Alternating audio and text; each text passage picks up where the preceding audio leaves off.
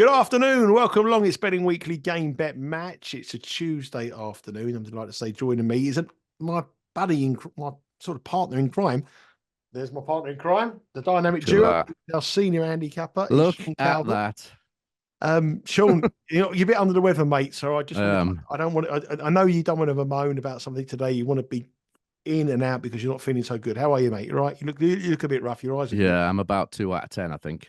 Oh, I've had, another virus come up on Sunday night. So if I can't speak, if I suddenly stop speaking, it's because my voice is gone. So I've got all sorts of medications and bits and pieces here. I've got some strepsils knocking about and all the rest of it.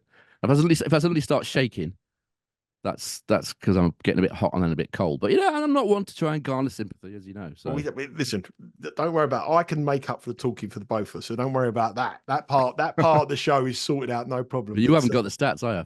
Well, I know exactly, but we understand what you're saying. You can see all you got to do is just tell us you like this bet, and that's all we care about, really. We can break it down, but you can keep it. So, listen, I appreciate you being here. I know you're not feeling you're feeling under the weather, but let me just look at these. The Because We Win t-shirt range is out. What do you think? I saw them on Twitter a bit ago. Yeah, the dynamic duo. The back's good as well. Look at the back. Look at that. I'm going to be wearing a couple of these. I'm definitely going to be wearing one or two at Indian Wells. Definitely the traveling with cowboy when I do that long travel. But you're going to have air stewardesses coming up to you asking you for sign them and stuff like that. You don't underestimate yourself, mate. They could be flying off the shelves. These. I have a box load of it. There's many different ones we have in here. All kinds of different ones. I saw a few of them. Steve Wish we have. I thought the Dan Roebuck one was a bit harsh. You put all his losing bets on the back of it. Well, if anyone has followed the Premier League show, you'll know that Dan always, at the start of the season, Dan would say, "I really like that bet," and every time he said, "I really like that bet," it was a loser. So we had to make a little bit of a joke of it. Anyway, it's all a bit of fun. I like the way you've detailed them all. The date, the bet, tour dates. They were tour dates. That's what I get it. It's quite a good idea, actually. Yeah. Well, I mean, hopefully no one's going to. Available in stockists near you. Well, these are going to be competition prizes. So if you are not following us on Twitter @BecauseWin, or you're not following our Instagram, more importantly, our Instagram page @BecauseWeWin, these are going to be competition prizes that will be going out across there, and across the Bet Rivers network as well. And with our friends with Bet Rivers, we'll be giving you those bets, those t-shirts as well, along with competition. So we'll have a bit of fun, have a bit of laugh along the way, and we'll see these in tennis locations across the world in the next 4 or 5 months or so. Anyway, let's move on to business. I know you're not feeling so great, so we don't want to be talking about that too much. We have 2 matches in Marseille that we're going to concentrate on. But before we do that, we had a good night last night. We had a plus 150 win at Dellien, Yeah, nice. It was it's when the odds, when the data and the odds work out and you think, well, that price isn't quite right, and it does work out. It's nice, isn't it? We've got Baez going along at the minute. Okay, he's won the first set against Davidovich Fokina. So that did cheer me up a bit this morning, to be honest. Not much, but a bit. But it's nice to get a winner in early in the week, isn't it? The only prize winner as well. Yeah, the only thing it didn't. I bet it, and I was very happy with the bet, and it was a great bet. But the only thing that didn't cheer me up, we went into the third set. So I was so tired. It was closed about midnight last night, and I wanted to be over in straight sets. Should have watched it actually. I should have watched it because I was up most of the night anyway. Yeah. So, it finished about midnight. That would have tipped me over the edge if I'd have had to watch a 3-set when he lost something like 7-5 in the third at about 2 o'clock in the morning with a bad sort of illness. That could have tipped me over the edge big time. Okay, that was yesterday. It's all about today. Let's look at the matches we're going to talk about today. This is actually tomorrow.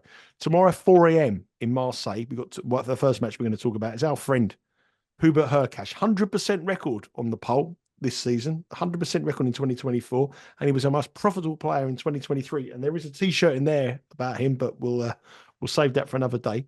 He's up against Alexander Shevchenko. This is a difficult match for our friend Hubert, or Herbert, as I like to call him. Minus 335 for Hur-Cash, plus 260 for Shevchenko.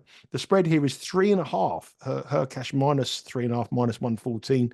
Shevchenko plus 3.5, minus 112. And the total is 22.5. And the stock total for Hur-Cash matches is always 23.5. So I'm surprised it's 22.5. They met once before in Dubai, a tournament I was at last year, and Hur-Cash won in 3 sets. It was a close one, 6-3, 6-3, Yeah, 7-6. he was tired, wasn't he? Because he just won Marseille and he then just flew out to Dubai and he was a bit jaded. He's the defending champion here, He and is. he's a heavy favourite. What do you think of Yeah. this one? Well, he continues to be the tie-break king, doesn't it? You know, at the risk of repeating myself, it's some of these bets are a very good value. What concerns me, first of all, if you're back in tie-breaks, I'll come on to that in a second, but it doesn't look quick, does it? I'm just watching it on the screen here. I was there last year. It didn't look quick, but there was still 83% holds of serve. And Bautista Agut, after his match with Gasquet yesterday, said the court feels very slow, so you need to really work the point. And that looks about right. It doesn't look like a real quick indoor court. They change these every year. That's what makes it difficult. They change the surfaces, and we don't know what speed it's going to be. But if you want to have a bet in this game, the obvious value is tiebreak. Because if you look at what Hur-Cash has done in his first match, his opening match of all main level tournaments in the last 12 months, I've said before, he's a bit of a slow starter. He's played at least one tiebreak in 17 out of 22 matches. So that's 77% of the time. So 77% implied probability is about 1.3 minus 335. And Bet Rivers are giving you plus 112, or they were earlier, about there being a tiebreak in the match. So just on that maths, that's a pretty good bet. I'm anxious not to keep going to the well with Hur-Cash every time because we'll get burnt eventually. And will we though? Will we get burned eventually? If the line doesn't change, the line has to adapt to our bet. So the only time we'll get burnt is when we take it at like minus 130, minus 140. But if he keeps reducing his stuff and he keeps offering the price now on the time is minus 109, I don't think you will get burnt if you keep taking the value price. Yeah, well, 77% chance based on what he's done in the last 12 months in his opening match of all tournaments. Obviously, this is his opening match. I watched him struggle in his opening match here last year. I think it was against Raidi. So that's just on maths. It's a decent bet. As you said, they met a year ago in Dubai. Hur-Cash was fatigued after winning this tournament and then flying out to Dubai, and Shevchenko almost got him. Hur-Cash won it in a final set breaker. Shevchenko won more points on his second serve in that match, 57 compared to 52. So he was more than competitive in the baseline. And I think Hur-Cash's serve, just as it often does, just nudged him over the line. The slow conditions do put me off a bit. It does look stodgy, just looking at it again there. But that has to be the bet if you're betting in this game. Yeah, 29 different markets available. These matches, we haven't got the order of play, but they're going to be Wednesday. And the start of play is 4 a.m. Eastern time. So very, very nice early start. Make sure you get up early. If you do place a bet on the Bet Rivers website, you can bet live and watch live. You'll be able to watch this match live streamed on anything you want, your tablet, your mobile or your home computer. You'll be able to watch the match for that. But it's an early start, 4 a.m. We don't know the order of play yet. Head to the Bet Rivers website a little bit later on today. We'll know the order of play. But Hur-Cash matches just statistically just always tie breaks. Minus 109 for a tie break. Don't care if it's slow, quick, whatever. I mean, even his record at the French Open and clay, you get tie breaks in Hur-Cash matches. So yeah, that is a great bet to start off with there. A tie break in the Hur-Cash Shevchenko match. The second match we're going to concentrate on here in Marseille is Roberto Bautista Agut, who beat Richard Gasquet yesterday. Richard Gasquet didn't put in any performance really, but the Spaniard is plus 170 again, wasn't he? Yeah, I used to love watching Richard Gasquet play that backhand and just the way it was beautiful, isn't it? When it's lovely to watch. But it's just sad now to see such a great player come towards the end of his career. But he's Bautista got the better of Gasquet yesterday, and now he's up against Khachanov. Khachanov is minus 215. Roberto Bautista Agut is plus 170. 22.5 is the line here, with under minus 110, over minus 115. And the spread is pitched at 2.5, with Roberto Bautista Agut at plus 102. And we have Khachanov minus 130. So heavy favourite for the Russian here. If you look at the head-to-head, it's overwhelmingly in favourite for the Spaniard. Bautista Agut leads 7-3. And he's won in Doha in a fast court. He's won in Cincinnati. He's won. I think they've won an Australian Open, and he's won in Dubai. He's won all the hard court matches. Bautista Agut has won every single one of them. Money has come for Khachanov though here, Sean. That's it. Okay. Yeah. He's starting to see a bit of money. But I think you're probably going to try to swim against the tide here. Yeah, I don't think you can back Khachanov for the odds he is. I'm sure you'll get bigger than that in play. Given the head-to-head, there's a pretty decent case to be made for Bautista as underdog here. He's already got one match under his belt in these conditions. He said it was a bit slow, and that slightly off-putting. He both of these players would prefer a quicker surface. But the head-to-head is a decent advantage to the Spaniards. 6 of their 9 main level meetings have gone to a deciding set, and the service points won and return points won totals 104 to Bautista Agut and 96 to Khachanov. So that's a decent advantage over quite a decent number of games. It's not over 1 or 2 or 3 matches. It's over a long period of time. The issue with this is that neither man has really been in their best form since they both got injured last summer. Khachanov came back from his injury and won in Zhuhai, but he didn't play that great, and he hasn't played that great since. So if we look at what they've done in the last, from about sort of the end of the French Open to now, their service points won and return points won totals. Bautista got 99, Khachanov 102. Now, you would expect better from both these guys. So that they're both struggling for form for whatever reason. Bautista got probably more obvious that he had that injury. Hasn't been able to find his best form since, and he is 35. He's going to be 36 in April, so you could say he's perhaps on the way down. But on that, the stats that they've played that they've produced over the past year, since the French Open, the odds look about right. It was a 1.55 favourite, Khachanov, the last time they met, which I think was in Madrid, wasn't it, on the clay? Mm-hmm. So, if I'm betting in this one, I would certainly be looking at Bautista Agut on the money line or over 2.5 sets, which has cashed 6 times in the 7 times they've played best of 3 matches. With the pair of them struggling for form, you might get a few ups and downs, and obviously Khachanov comes here not having played a match since the Australian Open, so that's a disadvantage to him. So either Bautista Agut or the overs here for me. Yeah, the overs are. I think it'll be a little bit brave to go on the Bautista Agut prime. But you make a great case there. He's got a brilliant head-to-head record, but I just see a little bit of decline. The dip is the issue. Yeah, just we could look at the price there. But anyway, if you want to take that, we're in profit now on the show. So it took a bit of a time to get going, but 4.39 units of profit on the show so far. So this in the year, brilliant start so far. If you've been following the picks here, and we've got some good picks in action tonight as well. If you saw yesterday's show, you will see we have some picks in action tonight. If you haven't seen yesterday's show, please watch it and head to the Bet Rivers website. Sean, just before we go, I didn't really ask you at the top of the show about the conditions. You said that it's a bit stodgy. You said it was a bit. You thought it was a bit slow. Is that really what's your read after what you've seen on day one? It's a kind of in Marseille, you mean? Yeah. Yeah, it's a difficult one to read because it doesn't. When you're there and when you watch it on TV, it does look kind of slow to medium. But the statistics last year are saying that it's actually more like a sort of medium pace court.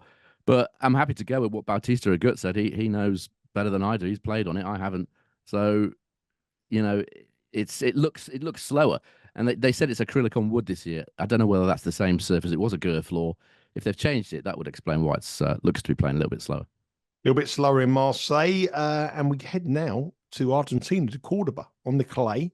But this is quite a quick clay court. Lots of tie breaks, lots of... bit of altitude, yeah. A lot of altitude. I mean, this is totally different from what we would expect from a normal clay court. And we've got 2 matches we want to concentrate on here. And the first one is... as well. If we miss the show on Sunday, we should make a point. It's insanely hot. It's almost 100 degrees. Yeah, I watched it yesterday. I watched the Dellien match, and that was a night match, and it was that you could see it was boarding. And these were 2 South American players playing, and they were uncomfortable. So we highlighted about the conditions that the European players may struggle here against the South Americans, and it definitely was the case. It is quick, isn't it? And it is hot. So just give us a little bit about what you sort of assumption on day one was. It's a little bit quicker just because of the altitude, but they do play with slightly slower balls, so it does slow it down a bit. I don't think you're going to see a ton of tie breaks, mainly because the type of players that are playing, most of them are South American clay dogs. You're probably not going to get that many tie breaks, but it's still high at 38% average tie breaks, much higher than Buenos Aires, which is 30%, and Rio, which is 30%, and a similar figure to Madrid. So, but the problem with that is it's so hot. It makes it difficult, doesn't it? Because you can see fatigue being an issue here. in previous times, set one overs and overs has been decent here, but in this heat, it makes it tricky. Cerundolo, who we're going to talk about in a minute. I mean, he played in Rosario in the Davis Cup, which is not about 300 or 400 miles away, and he said he was dying. That was his exact words.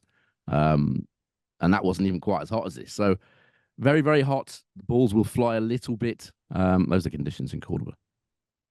Interesting you say about Cerundolo. Obviously, he lost that match against the Kazakhstani, which was a real shock. Yeah, he won one, lost one, didn't he? Yeah, I mean that was an incredible performance from the Kazakhstani to beat him, Skatov, and he said I read about his conditions, like you say. He said he was dying out there. The conditions were really hard.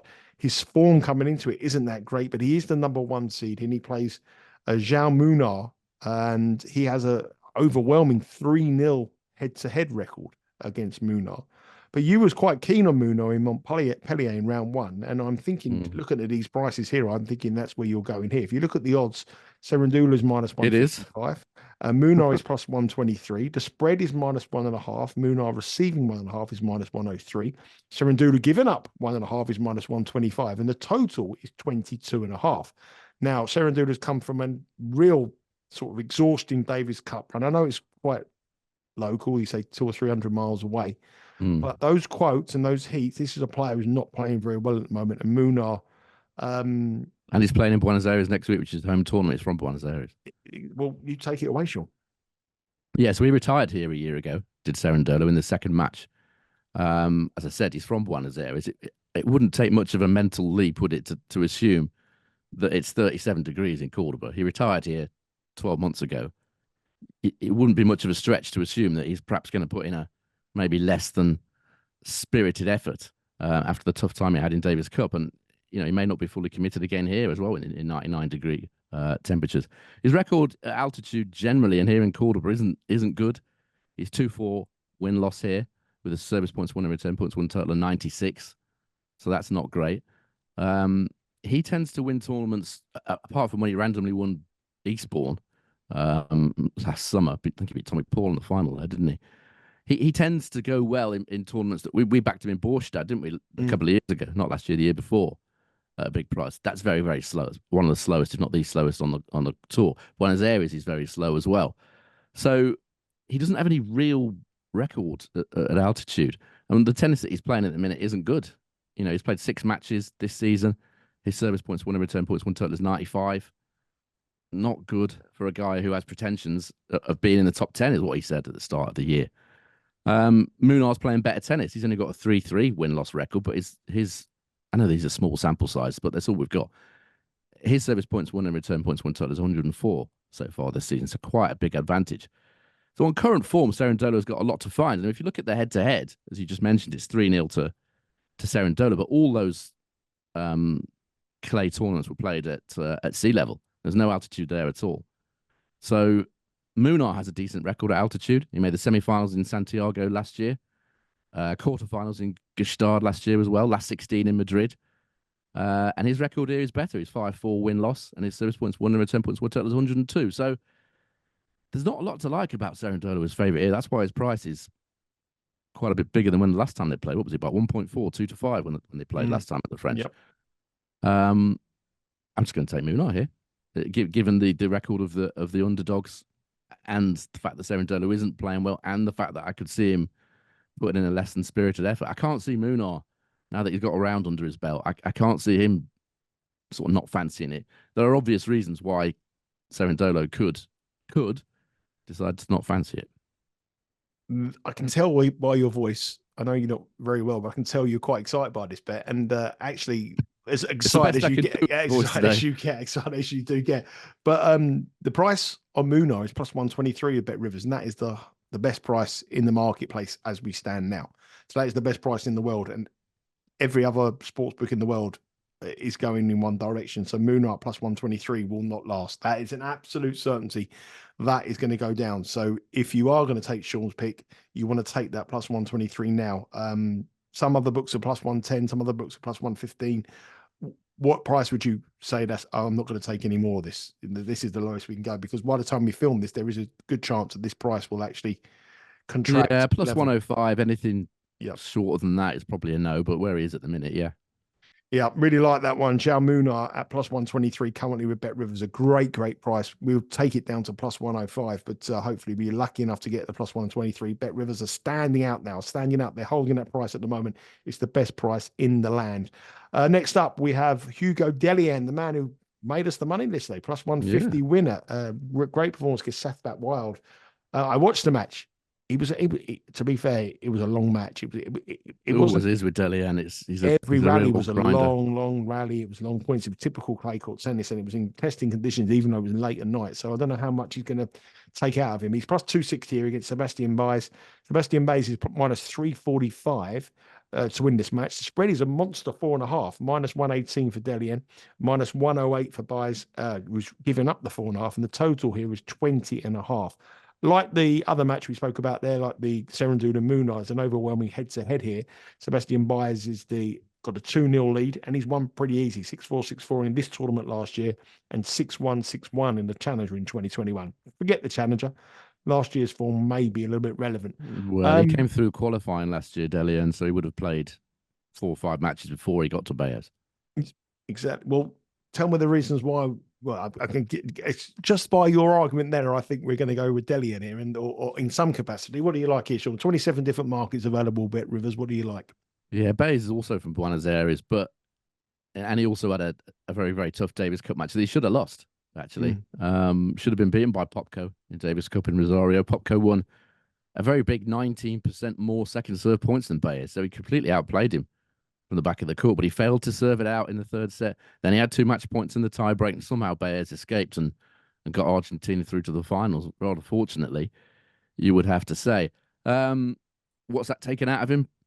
Yeah, it's a slightly different case than Cerundolo because Baez is a former champion here. You know, he's defending points. He hasn't shown a history of not wanting to play here or not being fully motivated as Cerundolo arguably has. So after that tough battle, he's got to change from altitude. Rosario's at sea level to here 400 odd meters of altitude, and he's facing an opponent who is more attuned to the conditions. As you said, it was a long match that Dellien played against Seyboth Wild. You would think he'd be right attuned to the conditions now, Dellien. I mentioned the other day he's in a good place mentally. I think now that hasn't been the case in the last sort of year, 18 months because of injuries and the issues he had with the family and stuff. But he seems to be a lot better now. As I said, he became a father of twins the other day, so it's all going in the right direction for Dellien. So sorry, I just lost my thread there. Oh, it's going in the right direction for Dellien. He was the prices interest me because he was a 2.33 plus 133 underdog in both of their prior meetings, and now he's around about 3.95. He was this morning. That's quite a big difference, isn't it? They're just going on their head-to-head. He has obviously had the better of it, Baez, but I'm not sure he should be that short, given the fact that he should have lost to Popko. He hasn't really shown much recently. You would expect Baez to win, but he might have to do it the hard way. I don't think he's going to be winning this 6-1, 6-1 like he did before in, I can't remember what it was now. Well, in the first time they met. It was in Concepcion. Concepcion, wasn't it? Yeah. So I think given that Dellien's got the advantage of having played one match here already, Baez is coming in a little bit not attuned to the conditions, coming from different conditions in Rosario. I'm interested in the 2 plus 205, 3.05 about Dellien winning the opening set. I'm not sure. Maybe he's going to win the whole match, but I think that's a good odds about him winning the opening set. Opening set 3.05, over totals 20.5. Minus 108, That's interesting as well. That's quite interesting. 20.5 is quite a low total when you consider these both semi-finalists here last year and Baez coming not great form, Dellien playing well as well. So anything like that, it's sort of the angle to get with. So there's 4 matches there. We've spoken about 2 in Marseille, 2 in Cordoba. Just going on about. Just before we go, Sean, I know you're struggling a bit. I'll ask you one quick question before we go. The nappy factor. It's a very big thing in sport. When golfers have a baby, they come out in the next 2 or 3 weeks. They play really well. Tennis players have too. But when Lagan was born, and I know when my Charlotte and Harry was born, for about the first 6 months, I've king of the world. I'm a dad. I'm fantastic. When it gets to about 18 months and they're screaming all night, and then we get to about 9, as your lad is now, and when they're 21 and they're ringing you up for money, the nappy factor wears off a bit, doesn't it? When is the time that you say, "Oh, it's great"? You feel joys of spring having a baby, and then you get to a point you think, "Oh, I think it depends. I can't sleep, nothing." It depends. Lagan didn't sleep at all for the first 3 years of his life. That doesn't surprise me. He wasn't interested. He was like, "No, I'm not. This is not for me. This sleeping lark." So he'd go down, up, down, up, down, up. So I didn't really get any sleep for the first 3 years. He wasn't great after that either, to be honest. But it depends. If you've got if you get a sleeper, this is one thing. If you've not got kids and you're thinking about, getting them, thinking about ordering some, that is the key. Do it. Order them in. Don't order them in. Don't go on Amazon. Get them off Amazon. Don't. It's what they don't tell send them back in 28 days. Nobody told me. Nobody said to me, "Look, you do know that you're not going to sleep for about 3 or 4 years here, don't you?" No one said that to me. Not one person. So it's not that. It's when they get to 18, 21, they go out their mates. They bring their mates back at 2 in. You don't sleep at 21. You don't sleep at 23. He won't be in my house when he's 21. I can tell you that. Well, we'll see. Anyway, the nappy factor is really good at the moment, Dellien, but I'm sure there'll be a time. I reckon 8 months. My kids slept like babies. I think it's a bit different, isn't it? Tennis players. I said slept like babies. They were babies. Slept like babies. They were. It's very, very different for tennis players, though, isn't it? Because myself and Natasha were working, both had jobs, and obviously she had maternity leave or whatever. But you get. I think when you're a top tennis player, you've got a lot of people to do the hard work for you, haven't you? You could say to Mrs. Dellien, you could say, "Look, I've got to play Sebastian Baez here tomorrow. Yeah. I'm not having any of this no sleep nonsense. So you lot go over there in that hotel room or whatever, and I'll just be in it." I think that's how it goes. I don't think Dellien's going to be up all night and then play Baez. That's for sure. But there is a motivation when people have a child. The sports players have that sort of, they call it the nappy factor, where they like playing brilliant, they're inspired, and then all of a sudden they're a bit tired, and and it gets a bit on, and the kids crying and all that. They're like, "Oh, the missus is having a go at them." Then suddenly the nappy factor wears off. I think about 8 months. I think you get. I don't think it's wearing off with Dellien yet. He's only had him a week. Exactly. Well, it gets about 6 months. He's an auto fade when Mrs. Dellien's saying, "I'm up all night doing the feeds, and you're lying in bed snoring." It'll change. Anyway, that's how. Well, not only do you come on here for tennis picks, you come on here for parenting advice, parenting advice. Someone said it was therapy the other day. Was on the comment we saw on there. Keep them comments coming. We want to hear those comments for the viewers and the listeners. Both of us, I think, both of us. There's 4 matches there. What's the picks, Sean? What's the official place?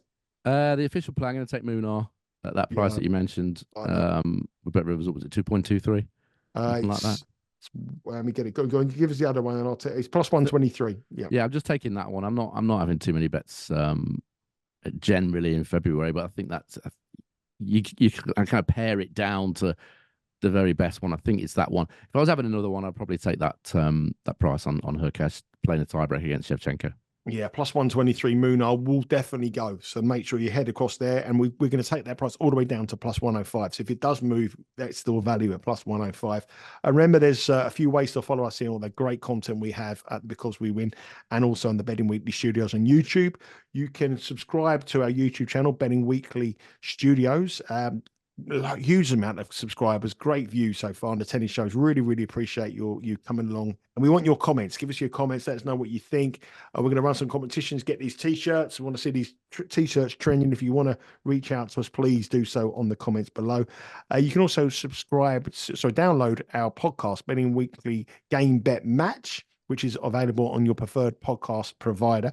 And obviously, give us a follow. If you haven't done also already, give us a follow on our Twitter and our Instagram page at Because We Win. Twitter's been around for a long time, but the Instagram page is really picking up now, and there's going to be loads of special offers there. We're going to ask you questions about who you think will win the tennis tournament. You get the winner, you win a t-shirt. So there's lots of t-shirts here. I've got so many t-shirts. Mrs. Seeley is saying to me, "Listen, you've got to get rid of these t-shirts." So there's going to be giveaways galore on these t-shirts. We've got to get rid of them. Who wouldn't want to be sporting that in the local pub? That's what This is niche stuff. No one else is going to have these. You wait and see. You wait and see. This will be very, very popular with our viewers and listeners. Anyway, Sean, I appreciate your time. I know you're not well, mate. Get back to bed. Have a little bit of rest up, and hopefully you'll be back tomorrow and give us some more winners. Really like that Munar pick. Take care of yourself, Sean. Take care, everyone, for watching, and good luck with your wages. All the best.